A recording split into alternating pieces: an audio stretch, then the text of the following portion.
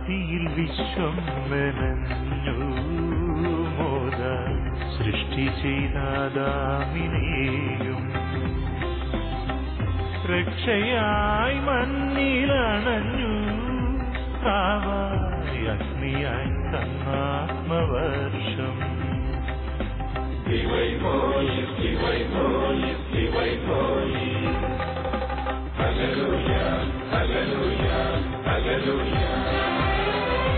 Hallelujah ഓശാന സ്തോത്രഗീതിയ എല്ലാരും വാഴ്ത്തുന്നൊരത്വൈകനാദം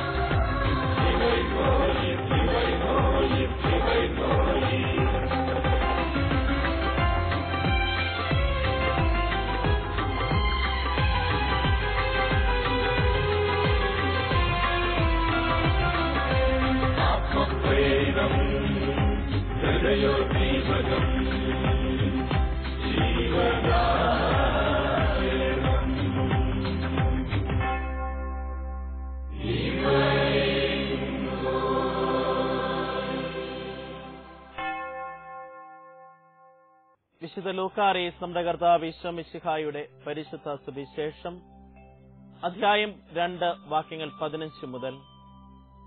ദൂതന്മാർ അവരെ വിട്ട് സ്വർഗത്തിലേക്ക് പോയപ്പോൾ ആട്ടിടയന്മാർ പരസ്പരം പറഞ്ഞു, നമുക്ക് ബെത്ലഹേം വരെ പോകാം, കർത്താവ് നമ്മെ അറിയിച്ച ഈ സംഭവം നമുക്ക് കാണാം. അവർ അതിവേഗം പോയി മറിയത്തെയും ജോസഫിനെയും പുൽത്തൊട്ടിയിൽ കിടക്കുന്ന ശിശുവിനെയും കണ്ടു. അനന്തരം ശിശുവിനെക്കുറിച്ച് തങ്ങളോട് പറയപ്പെട്ട കാര്യങ്ങൾ മറ്റുള്ളവരെ അവർ അറിയിച്ചു.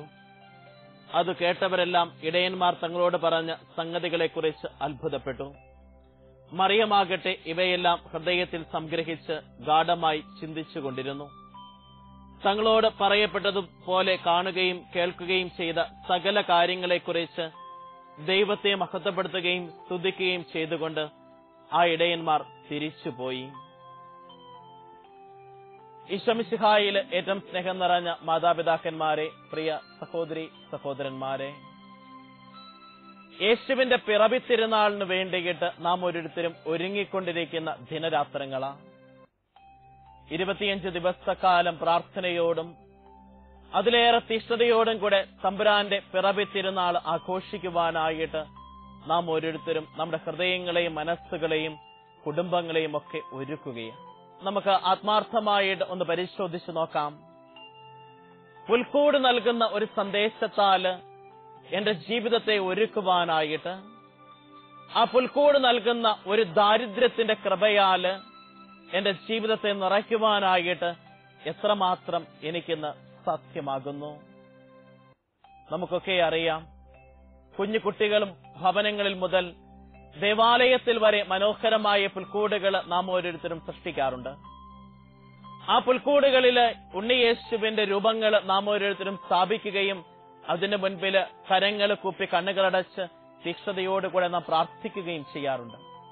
പക്ഷേ ഇപ്രകാരത്തിൽ മനോഹരമായ ഒരു പുൽക്കൂട് ഒരു ദാരിദ്ര്യത്തിന്റെ അരൂപിയാൽ നിറഞ്ഞുകൊണ്ട് എന്റെ ഹൃദയത്തിൽ ഒരുക്കുവാനായിട്ട് ഈ പ്രാർത്ഥനയുടെ ദിനങ്ങളിൽ ഞാൻ ആഗ്രഹിക്കുന്നുണ്ടോ എന്നതിനെക്കുറിച്ച് നാം ഓരോരുത്തരും ചിന്തിക്കേണ്ടതായിട്ടുണ്ട്. സകല സൃഷ്ടിജാലവും ഈ ഡിസംബർ മാസത്തില് തമ്പുരാന്റെ പിറവി തിരുനാളിന് വേണ്ടിയിട്ട് ഒരുങ്ങുകയാണ്.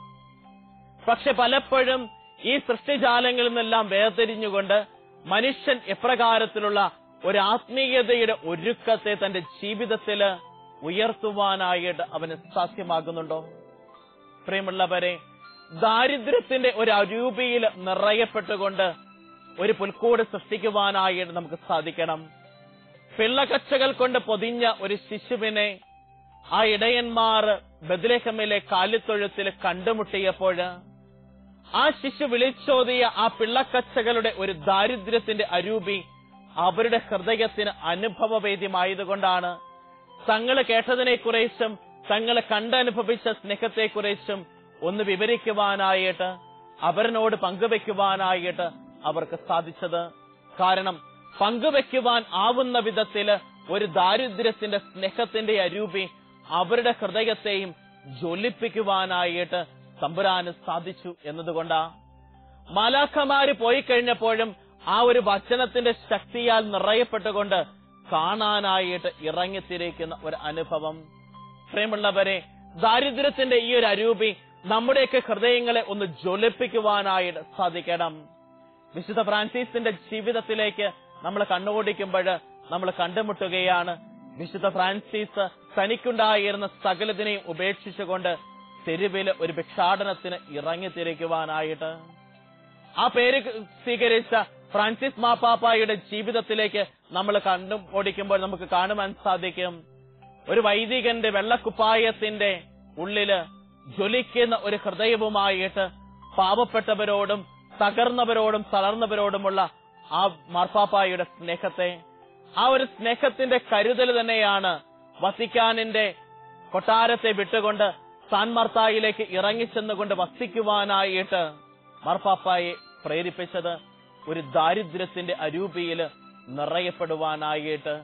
ഫാദർ ഡാമിയന്റെ ജീവിതത്തിലേക്ക് നോക്കുമ്പോൾ മൊളോക്കോയിലെ കുഷ്ഠരോഗികളുടെ ജീവിതത്തിലേക്കും ഇറങ്ങിത്തിരിക്കുവാനായിട്ട് സാധിച്ചത് ഈ ദാരിദ്ര്യത്തിന്റെ അരൂപിയെ ജീവിതത്തിൽ സ്വീകരിച്ചത് കൊണ്ടാണ്.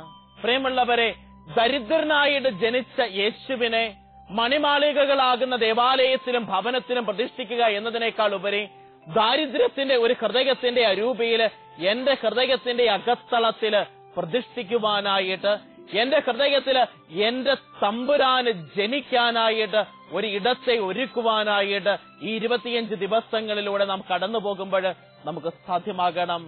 പ്രിയമുള്ളവരെ, അല്ലെങ്കിൽ ഒരു ക്രിസ്മസ് ആചരണം എന്ന് പറയുന്നത് മറ്റൊരാഘോഷമായിട്ട് തീരുകയുള്ളൂ, അല്ലാതെ അനുഗ്രഹത്തിന്റെ ഒരു അവസരമായി തീരുകയില്ല. ഒന്ന് ആലോചിച്ച് നോക്കിക്കേ, പുൽക്കൂട് വിളിച്ചോതുന്ന ഒരു ദാരിദ്ര്യം. ആ കച്ചിത്തുരുമ്പുകളിലേക്ക് നമ്മൾ നോക്കുമ്പോൾ നമ്മൾ കാണുകയാണ് ആ കച്ചിത്തുറകൾ വിളിച്ചോതുന്ന ഒരു ദാരിദ്ര്യത്തിന്റെ സ്നേഹമുണ്ട്. അപ്രകാരത്തിലുള്ള ഒരു സ്നേഹം സ്വയം ശൂന്യമാക്കുക, ആ സ്വയം ശൂന്യമാക്കി നൽകിയതിലേക്കാ ഈശോ കടന്നു വരുന്നത്. ഗോതമ്പ് മണിയുടെ കച്ചികളായിക്കൊള്ളട്ടെ, അല്ലെങ്കിൽ നെൽമണിയുടെ കച്ചികളായിക്കൊള്ളട്ടെ, അതിന്റെ ധാന്യത്തെ നൽകിക്കൊണ്ട് പുറത്തേക്ക് വലിച്ചെറിയുന്നതിനെയും ഒരു അനുഗ്രഹത്തിന്റെ അവസ്ഥയാക്കി തീർക്കുന്ന ഒരു അവസ്ഥ തമ്പുരാന്റെ ജീവിതത്തിൽ നാം ഓരോരുത്തരും കണ്ടുമുട്ടുകയാ. നമ്മുടെയൊക്കെ ജീവിതത്തിൽ പ്രിയമുള്ളവരെ, എപ്രകാരം ഒരു വലിച്ചെറിഞ്ഞതിനെ എന്റെ ജീവിതത്തിന്റെ ഭാഗമാക്കുവാനായിട്ട് കൽക്കത്തയുടെ തെരുവീതിയിലേക്ക് വലിച്ചെറിയപ്പെട്ടതിനെ ലൊറേറ്റോ കോൺവെന്റിൽ നിന്ന് ഇറങ്ങി വന്ന ഒരു സന്യാസിനിക്ക് തന്റെ നെഞ്ചോട് ചേർക്കുവാനായിട്ട് സാധിച്ചപ്പോൾ പരിശുദ്ധ പിതാവ് കൽക്കത്തയുടെ മദർ തെരേസ എന്ന് അവളെ വിളിക്കുകയാണ്. കൽക്കത്തയുടെ മദർ തെരേസ എന്ന് അവളെ വിളിക്കുവാൻ തക്കവിധം ദൈവം അവളെ ഉയർത്തുകയാണ്. പ്രിയമുള്ളവരെ, അതാ ഈ ഒരു പുൽക്കൂട് നൽകുന്ന ഒരു ദാരിദ്ര്യത്തിന്റെ അനുഭവം എന്ന് പറയുന്നത്. നമ്മുടെയൊക്കെ ജീവിതത്തിലേക്ക് നമ്മൾ കണ്ണോടിക്കുമ്പോൾ നമുക്ക് കാണുവാനായിട്ട് സാധിക്കും, നമ്മളൊക്കെ വലിച്ചെറിഞ്ഞ പലതിനെയും നമ്മുടെ നെഞ്ചോട് ചേർക്കേണ്ട ഒരു അവസരമാ.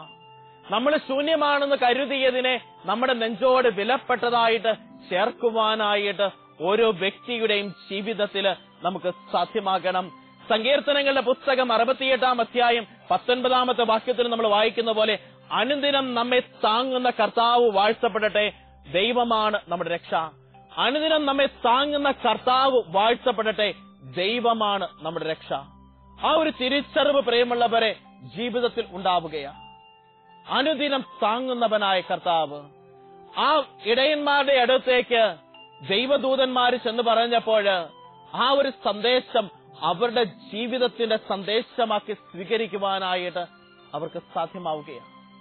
ആ ഒരു വചനത്തിന്റെ അവര് അരുളി ചെയ്ത വാക്കിൽ വിശ്വസിക്കുവാനായിട്ട് അവർ തയ്യാറായി.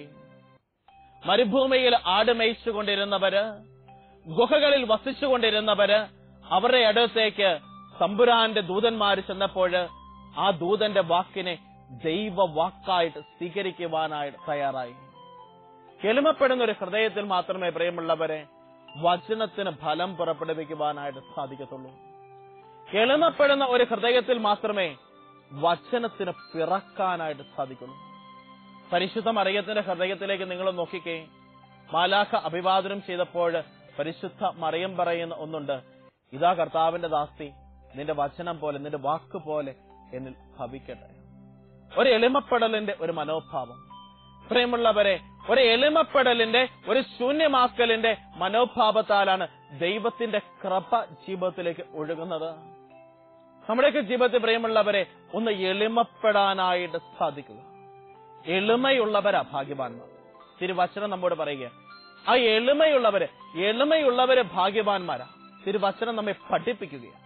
നമ്മുടെ ജീവിതത്തിൽ ആ എളിമപ്പെടുന്ന ഒരു മനോഭാവത്തോടു കൂടി ദൈവത്തോട് ഒന്ന് ചേർക്കപ്പെടുവാനായിട്ട് സാധിക്കുക. തമ്പുരാന്റെ പിറവി തിരുനാളിന് വേണ്ടിയിട്ടാണ് നാം ഒരുങ്ങുന്നത്. നമ്മൾ ഒരുങ്ങുമ്പോൾ എന്റെ ഹൃദയത്തിന്റെ അകത്തളത്തില് തമ്പുരാന് ജനിക്കാനായിട്ട് സാധിക്കുന്നുണ്ടോ? തമ്പുരാന് ജനിക്കണമെങ്കിൽ പ്രിയമുള്ളവരെ, ഈ കച്ചി പോലെ എന്റെ ജീവിതത്തെ ഒന്ന് ശൂന്യമാക്കാനായിട്ട് സാധിക്കണം. എന്റെ ഹൃദയത്തിൽ നിന്ന് എല്ലാ വെറുപ്പും വിദ്വേഷവും ആകുലതയും പരാതികളും ഒക്കെ ഒന്ന് എടുത്തു മാറ്റിക്കൊണ്ട് ഒരു ശൂന്യമാക്കാൻ ഒന്ന് എളിമപ്പെടുവാനായിട്ട് സാധിക്കുക. എളിമപ്പെടുന്ന ഒരു മനോഭാവം ജീവിതത്തിൽ സ്വന്തമാക്കി കഴിയുമ്പം ദൈവത്തിന്റെ കൃപ നമ്മൾ അറിയാതെ ജീവിതത്തിലേക്ക് കടന്നു വരികയാണ്. തമ്പുരാന് ജനിക്കുവാൻ തക്കവിധം ഹൃദയത്തെ ഒരുക്കുവാനായിട്ടുള്ള ഈ 24 ദിനങ്ങളാ. എങ്കിൽ മാത്രമേ 25ാമത്തെ ദിനം തമ്പുരാൻ എന്റെ ഹൃദയത്തിൽ ജനിക്കത്തുള്ളൂ. വാസ്തമാകുവാനുള്ളവൻ സ്വയം ശൂന്യമാക്കിയവനാണ്. ആ വാസ്തഗേഹമാകേണ്ട നാം ഓരോരുത്തരും സ്വയം ശൂന്യതയാൽ നിറയപ്പെടുവാനായിട്ട് സാധിക്കണം. ആ ശൂന്യതയിലേക്ക് ദൈവം ഇറങ്ങി ആവസിച്ചു കഴിയുമ്പോഴാ അതിനെ ഒരു നന്മയായിട്ട് പരിണമിക്കത്തുള്ളൂ. അപ്രകാരത്തില് സ്വയം ഒന്ന് എളിമപ്പെടുത്തുവാനായിട്ട് സാധിക്കുന്ന ഒരവസരം ദൈവത്തിന്റെ കൃപ അതാ പ്രിയമുള്ളവരെ. വിളിച്ചോതുന്ന ഒരു എളിമയാ ദൈവത്തിൻ്റെത്. വിളിച്ചോതുന്ന ഒരു എളിമ. ആ ദൂതന്മാരുടെ ജീവിതത്തില് മാലാഖമാരുടെ അഭിവാദനം കേട്ടു. അവർ അതിനെ സ്വീകരിച്ചു. യേശുവിനെ കാണുവാനായിട്ട് അവിടെ ചെന്നു. തങ്ങളോട് പറഞ്ഞ കാര്യങ്ങള് അവിടെ പ്രഘോഷിക്കുകയാണ്. തങ്ങളോട് പറഞ്ഞ കാര്യങ്ങൾ അവരവിടെ പ്രഘോഷിക്കുന്നു. മാലാഖമാര് പ്രഘോഷിക്കുന്നു. പരിശുദ്ധ അമ്മ ഇതെല്ലാം ഹൃദയത്തിൽ സംഗ്രഹിക്കുന്നു.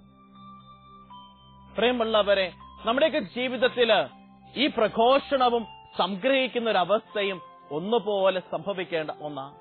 ദൈവത്തിന്റെ വചനത്തിന്, ദൈവത്തിന്റെ വാക്ക് എന്നോട് പറയുന്നതിനെ എന്റെ ഹൃദയത്തിൽ ഞാൻ സംഗ്രഹിച്ചുകൊണ്ട് ദൈവസ്തുതിയുടെ കീർത്തനങ്ങൾ ആലപിക്കുവാനായിട്ട് ജീവിതത്തിൽ സാധിക്കുക. തിരുവചനം നമ്മെ കൃത്യമായിട്ട് പഠിപ്പിക്കുകയാണ്. അവര് ദൈവത്തെ മഹത്വപ്പെടുത്തുകയും സ്തുതിക്കുകയും ചെയ്തുകൊണ്ട് ആ ഇടയന്മാർ തിരിച്ചുപോയി.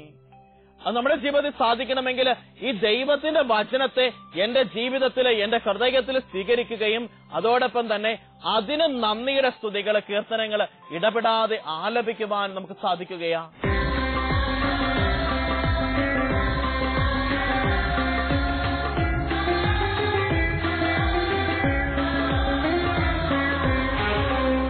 സ്വർഗമാകി നിറഞ്ഞൊരു നാദം,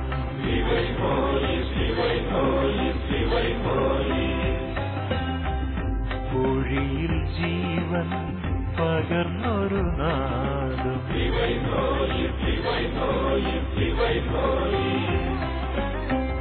ചെങ്കടൽ രണ്ടായി പകുത്തൊരു നാദം, അന്നമായി മന്ന ഒഴിച്ചൊരു നാദം, മഹിയിൽ വന്നു പിറന്നൊരു നാദം, കുരിശിൽ രക്ഷയൊരുക്കിയ നാദം, മരണം പോലും ഭയന്നൊരു നാദം, കരുണാമാരി ചൊരിഞ്ഞൊരു നാദം.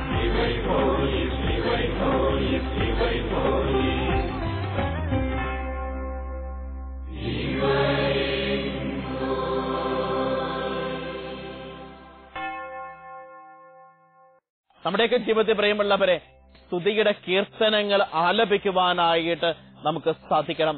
സങ്കീർത്തനങ്ങളുടെ പുസ്തകം 68-ാം അധ്യായം 19-ാമത്തെ വാക്യത്തിൽ നമ്മൾ വായിക്കുകയാണ്, അനുദിനം നമ്മെ താങ്ങുന്ന കർത്താവ് വാഴ്ത്തപ്പെടട്ടെ. കർത്താവ് എന്റെ പക്ഷത്തുണ്ട്, ഞാൻ ഭയപ്പെടുകയില്ലെന്ന് 118-ാം സങ്കീർത്തനം 6-ാമത്തെ വാക്യത്തിൽ നമ്മൾ വായിക്കുകയാണ്. കർത്താവ് എന്റെ പക്ഷത്തുണ്ട്. എന്റെ പക്ഷത്ത് നിൽക്കുന്നവനെ ഞാനൊന്ന് തിരിച്ചറിയുവാനായിട്ട്, എന്റെ പക്ഷത്ത് നിൽക്കുന്നവൻ എന്റെ ഹൃദയത്തിലെ വാസ്തവം ഉറപ്പിച്ചുകൊണ്ട് ജീവിതത്തെ അനുഗ്രഹമാക്കുവാനായിട്ട് നമുക്ക് സാധിക്കണം. ഇന്നേ ദിവസം നമ്മൾ ചിന്തിക്കുമ്പോൾ നമ്മുടെ ജീവിതത്തിലേക്ക് പ്രിയമുള്ളവരെ ഈ ഒരു കൊച്ചു ചിന്ത നമുക്ക് സ്വീകരിക്കുവാനായിട്ട് സാധിക്കണം. ഒരു പിഞ്ചു കുഞ്ഞ് മുലപ്പാലിന് വേണ്ടിയിട്ട് കരയുന്നതുമായ ഒരു ചിത്രം. ആ പിഞ്ചു കുഞ്ഞ് മുലപ്പാലിന് വേണ്ടിയിട്ട് കരയുമ്പോൾ എപ്രകാരമാ ആ തീഷ്ണതയോടെ കരയുന്നത്. ആ മുലപ്പാല് കിട്ടുന്നത് വരെ അത് കരഞ്ഞുകൊണ്ട് ഇരിക്കുകയാണ്. ആ മുലപ്പാലിന്റെ മാധുര്യം ആസ്വദിച്ചു കഴിയുമ്പോഴോ അതിന്റെ മുഖത്ത് ഒരു പുഞ്ചിരി വിടരുന്ന ഒരനുഭവം ഉണ്ടാവുകയാണ്. ആ പുഞ്ചിരി വിടരുന്ന ഒരനുഭവം, വിശന്ന് കരയുന്ന ആ കുഞ്ഞിന് മുലപ്പാൽ ലഭിച്ചു കഴിയുമ്പോൾ ഒരു പുഞ്ചിരിയുടെ അനുഭവം അത് പ്രദാനം ചെയ്യുകയാണ്. നമ്മുടെയൊക്കെ ജീവിതത്തിൽ പ്രിയമുള്ളവരെ, ദൈവത്തിന് വേണ്ടിയിട്ട് ദാഹിക്കാനായിട്ട് സാധിക്കണം. ദൈവത്തിന് വേണ്ടിയിട്ട്, തമ്പുരാന്റെ സ്നേഹത്തിന് വേണ്ടിയിട്ട് നിലവിളിച്ച് കരഞ്ഞുകൊണ്ട് ആ സ്നേഹത്തെ ആവുന്നത്ര നുകരാനായിട്ട് ജീവിതത്തിൽ സാധിക്കുക. പലപ്പോഴും നമ്മുടെയൊക്കെ പിറവി തിരുനാളിന്റെ ആഘോഷങ്ങള് പുറമെ നിൽക്കുന്ന ഒന്ന്. ഭവനങ്ങൾ ഒരുക്കി, ദേവാലയങ്ങൾ ഒരുക്കി, മനോഹരമായ വർണ്ണക്കടലാസുകളും ബലൂണുകളും അല്ലെങ്കിൽ തിളങ്ങുന്ന ബൾബുകളും ഒക്കെ ഇട്ട് ഒരു ആഘോഷം. പക്ഷെ പലപ്പോഴും ആ തിളക്കം എന്റെ ഹൃദയത്തിന്റെ അകത്തളത്തിന് എത്രമാത്രം ഒരു അനുഗ്രഹമാക്കാനായിട്ട് സാധിക്കുക. അകം വെന്ത് പുറത്ത് ചിരിക്കുന്ന ഒരു മുഖമായിട്ടല്ലേ പലപ്പോഴും ഇന്ന് മനുഷ്യൻ കടന്നു പോകുന്നത്. പ്രിയമുള്ളവരെ, അകം വെന്ത് പുറം ചിരിക്കുന്ന ഒരു മനോഭാവമായിട്ട് പലരെയും ഉള്ളിൽ നിന്ന് കരഞ്ഞുകൊണ്ടാണ് ജീവിക്കുന്നത്. പലരും ഒരിറ്റ സമാധാനത്തിന് വേണ്ടിയിട്ട് സമാധാനം നിങ്ങളോടുകൂടെ എന്ന് പറഞ്ഞ് ആശംസ സ്വീകരിക്കാനായിട്ട് പറ്റാത്ത അത്യുന്നതങ്ങളിൽ ദൈവത്തിന് സ്തുതി, ഭൂമിയിൽ നല്ല മനസ്സ്, സന്മനസ്സുള്ളവർക്ക് സമാധാനം. ആ നല്ല മനസ്സ് നമ്മുടെയൊക്കെ ഹൃദയത്തിൽ ഒന്ന് രൂപപ്പെടുത്താനായിട്ട് പ്രിയമുള്ളവരെ നമുക്കൊരുത്തർക്കും സാധ്യമാകണം. ആ നല്ല മനസ്സാ ദൈവം ആഗ്രഹിക്കുന്നത്. ആ നല്ല മനസ്സിന്റെ അനുഭവമാ ജീവിതത്തിൽ നമുക്കൊരുത്തർക്കും ഉണ്ടാകേണ്ടത്. ദൈവത്തിന്റെ പരിപാലനയോട് നമ്മൾ ജീവിതത്തെ ചേർത്ത് വെച്ച് കഴിയുമ്പോൾ ഈ ഒരു നല്ല മനസ്സിന്റെ കൃപ ജീവിതത്തിലേക്ക് സാധ്യമാവുക. അതുകൊണ്ട് ഞാൻ പറഞ്ഞു വെച്ചത്, ഈ കച്ചി പോലെ, ഈ വൈക്കോൽ തുരു പോലെ എന്റെ ജീവിതത്തെ ഒന്ന് ശൂന്യമാക്കാനായിട്ട് സാധിക്കണം. വൈക്കോൽ തുറുവിന്റെ ഒരു കൊച്ചു പ്രത്യേകതയോടെ പറഞ്ഞോട്ടെ, അത് നല്ലപോലെ ഉണങ്ങിയിരിക്കുമ്പോൾ ഒരല്പം തീ മതി അതിനെ കത്തിച്ച് ചാമ്പലാക്കി കളയും. ഒരറ്റത്ത് തീ പിടിച്ചാല് അത് കെടുത്തുകയും വലിയ പാടാണ്. അതൊന്നിൽ നിന്ന് മറ്റൊന്നിലേക്ക്, കാരണം വെച്ചാല് ഈ വൈക്കോലിന്റെ ഉള്ള ശൂന്യമാണ്, അത് തീ അതിലൂടെ കടന്നു പോകും, അത് വലിയ പാടാണ്. നമ്മൾ വിചാരിക്കുന്ന നിസ്സാരമാണെന്ന്, പക്ഷെ വളരെ പ്രയാസം നിറഞ്ഞ ഒന്നാണ്. അത് നൽകുന്ന ഒരു വലിയൊരു സന്ദേശമുണ്ട്. പ്രിയമുള്ളവരെ, നമ്മുടെയൊക്കെ ജീവിതത്തില് ഈ ഹൃദയത്തിന്റെയൊക്കെ കാഠിന്യത്തെയൊക്കെ ഒന്ന് മാറ്റിവെച്ചുകൊണ്ട് ഈ തീ കടന്നു പോകുന്ന പോലെ തമ്പുരാന്റെ സ്നേഹത്തെ ഒന്ന് കടത്തിവിടാനായിട്ട് സാധിക്കുക. ഒന്ന് കടത്തിവിടാനായിട്ട് ജീവിതത്തിൽ സാധ്യമാകണം. ഈ തമ്പുരാന്റെ സ്നേഹത്തെ അപരന്റെ ജീവിതത്തിലേക്ക് ഒന്ന് കടത്തിവിടാനായിട്ട്, ഈ കടത്തിവിടാനായിട്ട് നമുക്ക് സാധിക്കണമെങ്കിൽ അത്രമാത്രം നമ്മൾ ഒരുക്കപ്പെടണം. പല വിധത്തിലാ തടസ്സങ്ങൾ നമ്മുടെയൊക്കെ ജീവിതത്തില്. ഞാനെന്ന വ്യക്തിയാകുന്ന തടസ്സങ്ങളുണ്ട്, എന്റെ സ്വഭാവ ഗുണത്തിന്റെ തടസ്സങ്ങളുണ്ട്, എന്റെ ചിന്തകളുടെ തടസ്സങ്ങളുണ്ട്, എന്റെ ആഗ്രഹങ്ങളുടെ തടസ്സങ്ങളുണ്ട്, എന്റെ വ്യക്തിപരമായ ജീവിതത്തിന്റേതായ തടസ്സങ്ങളൊക്കെ ഉണ്ട്. ആ തടസ്സങ്ങളെയൊക്കെ ഒന്ന് മാറ്റിക്കൊണ്ട് ഒന്ന് കടന്നു പോകാനായിട്ട് സാധിക്കണം. അപ്പോഴാ ജീവിതത്തില് ഒരു വലിയ കൃപ ഒഴുകണം. പ്രിയമുള്ളവരെ, കൃപ ഒഴുക്കാനായിട്ട് ജീവിതത്തിൽ സാധിക്കണം. അപ്പോഴാണ് നമ്മുടെ ജീവിതം ഒരു അനുഗ്രഹമായിട്ട് തീരുന്നത്. അപരന്റെ ജീവിതത്തിലേക്ക് എനിക്കൊന്ന് വിളിച്ചോതാനായിട്ട് സാധിക്കുന്ന ഒരു അനുഭവം. ഒരു ദാരിദ്ര്യത്തിന്റെ അരൂപി എന്ന് പറയുന്ന അതാ. ദാരിദ്ര്യത്തിന്റെ അരൂപി എന്ന് പറയുമ്പോൾ ആരും വിചാരിക്കരുത് എല്ലാം ശൂന്യമാക്കി എല്ലാം വിട്ടെറിഞ്ഞുകൊണ്ടുള്ള ഒന്നാ. അല്ല, മറിച്ച് എല്ലാത്തിന്റെയും നടുവില് എനിക്ക് തമ്പുരാനെ സ്വന്തമാക്കിക്കൊണ്ട് ജീവിക്കാനായിട്ട് സാധിക്കണം. എല്ലാത്തിന്റെയും നടുവില് എന്റെ ജീവിതം എന്റെ തമ്പുരാന് പ്രീതികരമായ രീതിയിൽ ജീവിക്കുവാനായിട്ട് സാധിക്കണം. ഞാൻ പല വ്യക്തികളെയും ജീവിതത്തിൽ കണ്ടുമുട്ടിയിട്ടുണ്ട്. എത്ര സിമ്പിളായിട്ട് ജീവിതം നയിക്കുന്നവര്, ഒത്തിരിയേറെ സമ്പത്തൊക്കെ ഉണ്ടായിരുന്നിട്ടും അതിന്റെയൊക്കെ നടുവില് വളരെ സിമ്പിളായിട്ട് ജീവിതം നയിക്കുന്നവര്, സാധാരണ ഭവനത്തിൽ ജീവിച്ചുകൊണ്ട്, സാധാരണ രീതിയിലുള്ള വസ്ത്രധാരണം നടത്തിക്കൊണ്ട്, സാധാരണക്കാരുടെ ഇടയിൽ ഒന്നായിട്ട് ചേർന്നുകൊണ്ട് ഒരു സാധാരണ ജീവിതം നയിച്ച് കടന്നു പോകുന്ന വ്യക്തികള്. പ്രിയമുള്ളവരെ, അവർക്ക് വേണമെങ്കിൽ മറ്റുള്ളവരിൽ നിന്ന് വ്യത്യസ്തമായിട്ട് ജീവിക്കാനായിട്ട്, അല്ലെങ്കിൽ മറ്റു പല രീതിയിലുള്ള ഫാഷനുകളിൽ ജീവിക്കാനൊക്കെ ആയിട്ടുള്ള എല്ലാവിധ സൗകര്യങ്ങളുണ്ട്. പക്ഷെ അതൊന്നും വേണ്ടാന്ന് വെച്ചുകൊണ്ട് ഒരു സാധാരണ ജീവിതം. കാരണം വെച്ചാൽ ആ നിമിഷം ദൈവത്തോട് സ്തുതിയുടെ കീർത്തനങ്ങൾ ആലപിച്ചുകൊണ്ടുള്ള ഒരു ജീവിതത്തിന്റെ അവസ്ഥ. അതാ പ്രിയമുള്ളവരെ ഒരു ദാരിദ്ര്യം എന്ന് പറയുന്നത്. അല്ലാതെ കീറിയ വസ്ത്രങ്ങളൊക്കെ ആയിട്ടൊന്നും ഇറങ്ങണമെന്നല്ല, മറിച്ച് ഞാൻ ആയിരിക്കുന്ന അവസ്ഥയിൽ ആ ഒരു ദാരിദ്ര്യത്തിന്റെ അരൂപിയെ എന്റെ ജീവിതത്തിൽ സ്വീകരിച്ചുകൊണ്ട് ഇല്ലാത്തവനുമായിട്ട് പങ്കുവെച്ചുകൊണ്ട് തകർന്നവന് ഒരു ആശ്വാസം കൊടുത്തുകൊണ്ട് ജീവിതത്തെ മുൻപോട്ട് നയിക്കാനായിട്ട് നമുക്കൊരുത്തർക്കും സാധിക്കുക. ഒരു കൊച്ചു ചിന്ത കൂടി ഇന്നത്തെ ദിവസം പങ്കുവെച്ചുകൊള്ളട്ടെ. ഈ ദൂതന്മാര് ഇടയന്മാരുടെ അടുത്തേക്ക് വരുന്ന ഒരു ചിത്രം തിരുവചനം കൃത്യമായിട്ട് പറഞ്ഞു വെക്കുക.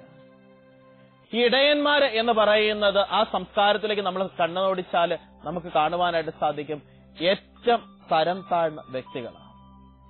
അവരെ കള്ളന്മാരും കൊലപാതകയും മോഷ്ടാക്കളുമായിട്ടാണ് ആ സമൂഹം അന്ന് കരുതിയിരുന്നത്. പ്രിയമുള്ളവരെ, അവരുടെ അടുത്തേക്ക് വരുന്നത് കാരണം വെച്ചാല് ഈശോയുടെ ജീവിതത്തിന്റെ ഒരു പ്രത്യേകത അതാണ്. അവിടുത്തെ ജീവിതത്തെക്കുറിച്ച് പറഞ്ഞു വെക്കുന്ന ഇപ്രകാരമാണ്: അടിച്ചമർത്തപ്പെട്ടവർക്ക് സ്വാതന്ത്ര്യവും കർത്താവിന് സ്വീകാര്യമായ വത്സരവും പ്രഖ്യാപിക്കാനായിട്ട് അവിടുന്ന് എന്നെ അയച്ചിരിക്കുന്നു. ബന്ധിതർക്ക് മോചനവും തടവുകാർക്ക് വിമോചനവുമാണ് അവിടുന്ന് കൊടുക്കുന്നത്. ബന്ധിതരുടെ ഒരു മോചനം, തടവുകാരുടെ വിമോചനം. യേശുവിന്റെ ജീവിതത്തിലേക്ക് നോക്കിക്കേ. പാപത്തിന്റെ അന്ധകാരത്തിൽ നിറയപ്പെട്ട മനുഷ്യരുടെ മോചനത്തിന് വേണ്ടിയിട്ട് പിതാവായ ദൈവത്തിന്റെ സ്നേഹം, പ്രവചനങ്ങളുടെ പൂർത്തീകരണം, അതിനേക്കാൾ ഉപരി മാനവരക്ഷയ്ക്ക് വേണ്ടിയുള്ള ദൈവത്തിന്റെ ഒരു പദ്ധതി, അതാ തമ്പുരാന്റെ ജീവിതത്തിൽ നമ്മൾ അനുനിമിഷം കണ്ടുമുട്ടുന്നത്. ഈ ഒരു സ്നേഹത്താല നിറയപ്പെടുന്നത്. ഒരു ദാരിദ്ര്യ അരൂപിയിൽ നാം ഓരോരുത്തരും നിറയപ്പെടുമ്പോൾ പ്രിയമുള്ളവരെ, നമ്മുടെയൊക്കെ ജീവിതത്തിലും സംഭവിക്കേണ്ട ഇത് തന്നെയാണ്. അപരന്റെ മോചനത്തിന്, അപരന്റെ രക്ഷയ്ക്ക്, അപരന്റെ സമാധാനത്തിന് ഉതകുന്ന രീതിയിൽ ജീവിതത്തെ ഒന്ന് ക്രമപ്പെടുത്തി എടുക്കുവാനായിട്ട് നമുക്കൊരുത്തർക്കും സാധ്യമാവുകയാണ്. നമ്മുടെയൊക്കെ ജീവിതത്തിൽ പ്രിയമുള്ളവരെ എത്രമാത്രം ഈ അപരന്റെ ജീവിതത്തിലേക്ക് ഒന്ന് ഇറങ്ങി ചെല്ലാനായിട്ട് സാധിക്കുകയാണ്. സ്വയം ശൂന്യമാക്കിയവന്റെ വഴിയെ ഒന്ന് ഇറങ്ങിച്ചെല്ലുക. പുൽക്കൂട് വിളിച്ചോതുന്ന ഒരു ദാരിദ്ര്യത്തിന്റെ അരൂപി സഭയുടെ തലവനായ ഫ്രാൻസിസ് മാർപ്പാപ്പായ്ക്ക് വിളിച്ചോതിക്കൊണ്ട് അഗതികളുടെയും തകർന്നവരുടെയും ഇടയിലേക്ക് ഇറങ്ങിച്ചെല്ലാൻ സാധിച്ചതുപോലെ എന്റെ കൊച്ചു ജീവിതത്തിൽ എന്റെ ചുറ്റുമുള്ളവരിലേക്ക് ഒന്ന് ഇറങ്ങിച്ചെല്ലാനായിട്ട് സാധിക്കണം. ഈ ക്രിസ്മസ് ആഘോഷിക്കുവാനായിട്ട് പല വിധത്തിലുള്ള തടസ്സങ്ങൾ നേരിടുന്ന വ്യക്തികളുണ്ടായിരിക്കാം. അവരുടെയൊക്കെ ജീവിതത്തിലേക്ക് എപ്രകാരമാണ് എനിക്കൊന്ന് ഇറങ്ങിച്ചെല്ലാൻ പറ്റുന്നത് എന്നതിനെ കുറിച്ച് ആഴമായിട്ട് പ്രാർത്ഥിച്ച് ഞാൻ ധ്യാനിക്കണം.